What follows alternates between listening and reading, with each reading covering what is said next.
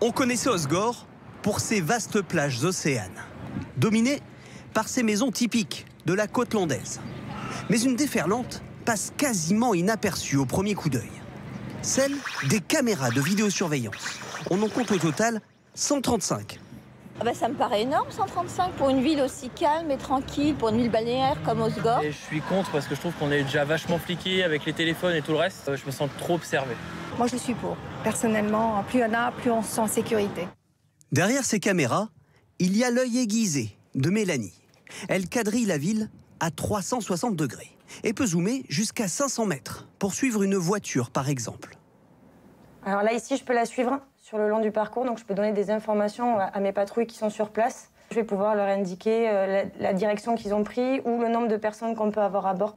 Rien n'échappe à ce dispositif, lancé il y a 15 ans, avec seulement 12 caméras au départ. Au fil des années, le système s'est perfectionné, en toute discrétion.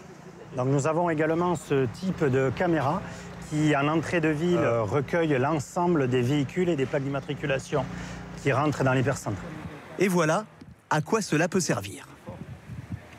Un vol de voiture qui avait eu lieu sur la place non loin de là et qui, grâce à l'exploitation dans l'heure, a permis de retrouver son véhicule au bout de 2 heures. Voyez.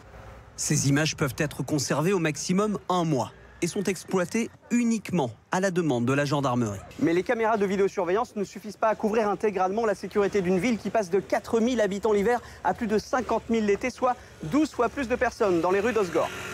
Il faut donc renforcer les patrouilles de la police municipale. En été, le nombre d'agents est multiplié par 3 pour aller au contact de la population. Bonne journée. Mais aussi des commerçants. Bonjour, oui. Je vais vous voir par rapport au vol de la veste qui a eu lieu il y a quelques jours, savoir s'il n'y a pas eu d'autres soucis depuis. La propriétaire de cette boutique a porté plainte. L'exploitation des images de vidéosurveillance est en cours. Là, effectivement, ça nous a permis de repérer la personne qui avait commis l'infraction. Donc voilà, au moins on a pu identifier la personne rapidement. Les agents occupent donc le terrain pour prévenir d'autres délits en journée. Minuit pile, nickel. Mais la nuit, il faut faire appel à des renforts supplémentaires. Ce qui coûte relativement cher, c'est la mise en place d'une société privée qui vient le soir de 22 h jusqu'à 7 h du matin. Et ça coûte 250 000 € pour l'été. Une surveillance prise en charge intégralement par la commune pour permettre aux habitants, comme aux touristes, de passer des vacances en toute sécurité. En Ukraine, un nouveau bombardement russe a fait au moins 10 morts et plus de 60 blessés dans un restaurant de Kramatorsk, dans l'est du pays. 2 roquettes ont visé l'établissement à l'heure où il était le plus fréquenté pendant le dîner. Esther Lefebvre, Corinne Ingold et Antoine Silberman. L'homme qui filme ces images peine à reprendre ses esprits. Il vient de frôler la mort dans un restaurant de Kramatorsk, réduit en poussière par un missile.